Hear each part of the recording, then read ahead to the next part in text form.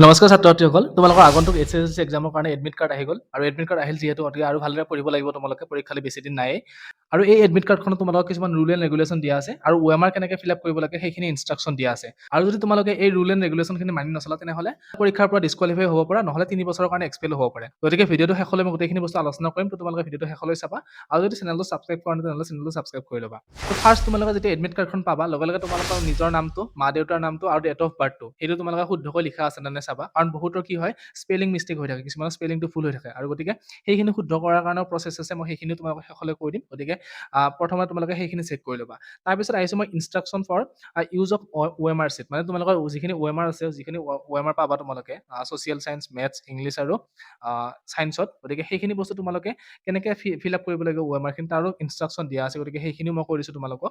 তো ইয়াতে তোমালোকে OMR ফিল আপ কৰোঁতে ফাৰ্ষ্ট তোমালোকে 1 নম্বৰটো মনত ৰাখিবা যে সেইটো হয় নীলা পেন নহ'লে ক'লা পেন ইউজ কৰিব লাগিব। 2 নম্বৰটো তোমালোকে কি কৰিবা যে এটা এই প্ৰশ্ন এগেইনষ্টত যি 4টা অপশ্যন দিয়া থাকে তোমালোকে সেই এটা অপশ্যনতহে তোমালোকে চিন দিবা। যদি বাই চান্স তোমালোকে ভুল কৰি কিনে 2টা-3টা অপশ্যনত দি দিয়া, 2টা অপশ্যনত দি দিয়া তেনেহ'লে সেইটো কেনচেল হৈ যাব। গতিকে সেই ভুলটো নকৰিবা। এবাৰ টিক দিলে এটা প্ৰশ্নৰ উত্তৰ সেইটোৱে তোমালোকে ৰাখি থ'বা আৰু নেক্সট টাইম এটা চেঞ্জ কৰিবলৈ নাযাবা। নেক্সট 3 নম্বৰ এটা ইম্পৰ্টেণ্ট বস্তু হ'ল কি যে আমি যিবিলাক MCQ কৰিব লাগে মেথছৰ তাতে আমি কিছুমান কেলকুলেশ্যন থাকে আৰু সেই কেলকুলেশ্যনখিনি তোমালোকে কেতিয়াও ভুলতো যে OMR খনত নিলিখিবা বা OMR খনৰ পিছপিনে বা OMR আগফালে তোমালোকে সেই কেলকুলেশ্যনটো নকৰিবা। সেইটো তোমালোকে ৰাফ ইউজৰ কাৰণে OMR খন কেতিয়াও ব্যৱহাৰ নকৰিবা, তেতিয়াহ'লে তোমালোকৰ OMR খন কেনচেল হৈ যাব পাৰে। নেক্সট 4 নম্বৰ তোমালোকে মনত ৰাখিবা যে সেই OMR খন কেতিয়াও ভাঁজ নকৰিবা বা তাত কোনো পেনেৰে এনেকৈ আঁচ টানি নিদিবা বা ষ্টেবল তোমালোকে ইউজ নকৰিবা। তো এইখিনি তোমালোকৰ কাৰণে OMR ৰ ইম্পৰ্টেণ্ট বস্তু। এতিয়া আহিছোঁ পৰীক্ষাৰ ৰুল এণ্ড ৰেগুলেশ্যনখিনি, যিহেতু তোমালোকক 7/10টা পৰীক্ষাৰ ৰুল এণ্ড ৰেগুলেশ্যন দিয়া আছে, তো গতিকে সেই 10টা মই তোমালোকৰ ৰুলছ কৈ দিছোঁ এফালৰ পৰা।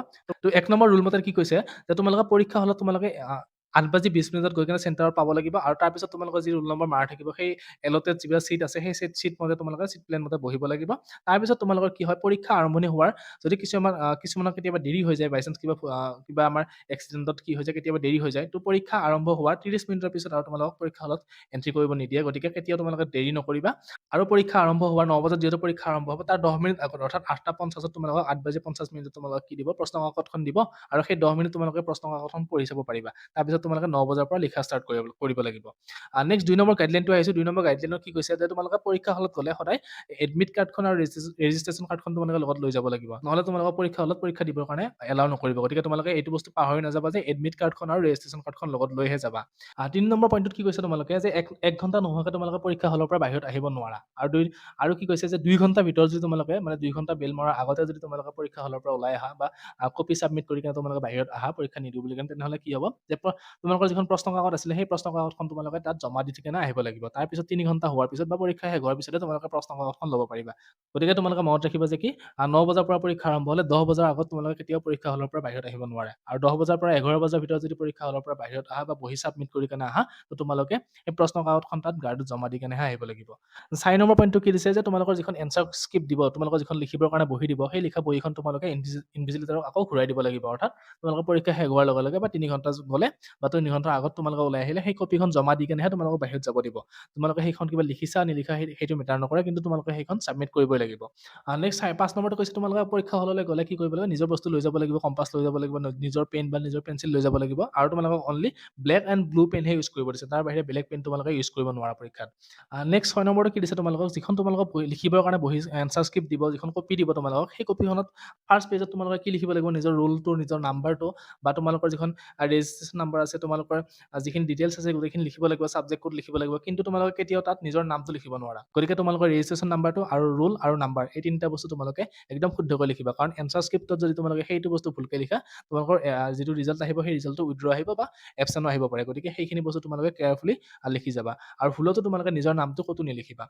নেক্সট আহিছোঁ তোমালোকৰ 7 নম্বৰ যিটো ৰুল দিয়া আছে, এইটো তোমালোকৰ কাৰণে একদম ইম্পৰ্টেণ্ট হয় আৰু এই ৰুলটো তোমালোকে মানি নচলিলে হয়তো 3 বছৰৰ কাৰণে এক্সপেলো হ'ব পাৰে। গতিকে এইটো ধ্যান দি চাবা তোমালোকে যে তোমালোকে পৰীক্ষা হলত বা পৰীক্ষা হলৰ ভিতৰত কেতিয়াও মোবাইল ফোন ইউজ কৰিব নোৱাৰা। তোমালোকৰ যিটো ইলেক্ট্ৰনিক গেজেট যিবিলাক আছে, অৰ্থাৎ ঘড়ী, কেলকুলেটৰ যিবিলাক আছে, সেইবিলাক তোমালোকে কেতিয়াও ইউজ কৰিব নোৱাৰা। গতিকে সেইখিনি বস্তু তোমালোকৰ লগত নাৰাখিবা কেতিয়াও, পৰীক্ষা হলৰ ভিতৰত সেইবিলাক বস্তু তোমালোকে লৈ নাযাবা। আৰু যদি তেনেকুৱা তোমালোকৰ বাই চান্স তোমালোকৰ কোনোবা ইনভিজিলেটৰে চেক কৰোঁতে পাই গ'ল পৰীক্ষা হলৰ ভিতৰত, তেতিয়া তোমালোকে কি হ'ব 3 বছৰৰ কাৰণে তোমালোকে হয়তো এক্সপেলো কৰিব পাৰে বা পৰীক্ষাৰ পৰা ডিছকুৱালিফাই কৰিব পাৰে। গতিকে তোমালোকে এই বস্তুটো মনত ৰাখিবা যে এক্সাম হলৰ ভিতৰত কেতিয়াও ইলেক্ট্ৰনিক্স বস্তু ঘড়ীয়ে হওক বা কেলকুলেটাৰে হওক বা মোবাইলে হওক যিকোনো বস্তু তোমালোকে কেতিয়াও হেডফোন যিকোনো বস্তু তোমালোকে কেতিয়াও লৈ নাযাবা এক্সাম হলৰ ভিতৰত। ৮ নম্বৰটো কি দিছে তোমালোকক যে তোমালোকে কেণ্ডিডেটবিলাকে কেতিয়াও এনচাৰ স্ক্ৰিপ্টত এনচাৰ বা উত্তৰৰ বাহিৰে বেলেগ একো বস্তু তাত লিখিব নোৱাৰা। বহুতে কিবা কিবি এক্সট্ৰা বস্তু লিখি দিয়ে পৰীক্ষা হলৰ বহীখনত বা এনচাৰ স্ক্ৰিপ্টখনত লিখি দিয়ে। তোমালোকে সেই ভুলটো নকৰিবা যে তাতে তোমালোকে কেতিয়াও কোনো অবজেকশ্যনেবল ৰিমাৰ্কছ কেতিয়াও লিখিব নোৱাৰা। গতিকে এইটো তোমালোকে মন দি যাবা। নেক্সট ৯ নম্বৰটো কি দিছে যিখিনি CWSনৰ কাৰণে আছে যিখিনি আমাৰ বিশেষভাৱে সক্ষম ছাত্ৰ-ছাত্ৰী আছে সেইখিনিৰ কাৰণে দিছে যে তোমালোকে কি কৰিব লাগিব এজন হেল্পাৰ লগত লৈ যাব পাৰিব পৰীক্ষা হলৰ ভিতৰত আৰু সেই হেল্পাৰজন কি হ'ব লাগিব হয় ক্লাছ 10ৰ হ'ব লাগিব বৰ্তমান আৰু নহ'লে ক্লাছ 10তকৈ কম লেভেলৰ বা কম ষ্টেণ্ডাৰ্ডৰ হ'ব লাগিব।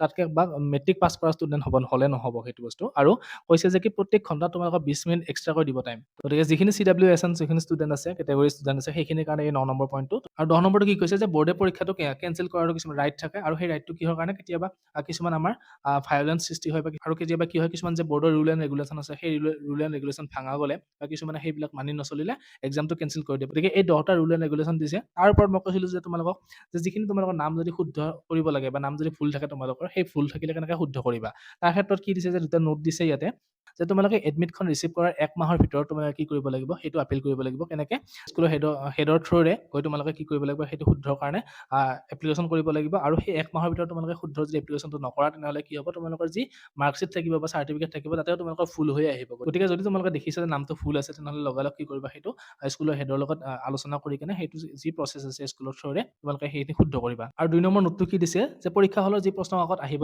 চিল পেকত আহিব আৰু সেই চিল পেকটো তোমালোকৰ মৰ্ণিং শিফ্টৰ এক্সাম থাকিলে 8:50 সেই চিল পেকটো ছিঙিব আৰু তোমালোকৰ আগতে আৰু যদি আফটাৰনুন শিফ্টত তোমালোকৰ এক্সাম আছে তেনেহ'লে তোমালোকৰ 1:20 বজাত 1:20 অৰ্থাৎ 1:30 বজাৰ পৰা যিহেতু পৰীক্ষা গতিকে তাৰ 10 মিনিট আগত সেই কুৱেশ্যন পেপাৰখিনি তাৰ পৰা উলিয়াব। গতিকে এইখিনি বস্তু ইম্পৰ্টেণ্ট বস্তু তোমালোকে পৰীক্ষা হলত যোৱাৰ আগতে এইখিনি মনত ৰাখিব লাগিব। তো গতিকে ভালদৰে পঢ়া পৰীক্ষাৰ কাৰণে প্ৰিপাৰেশ্যন কৰা সকলোৰে শুভেচ্ছা থাকিলে ধন্যবাদ।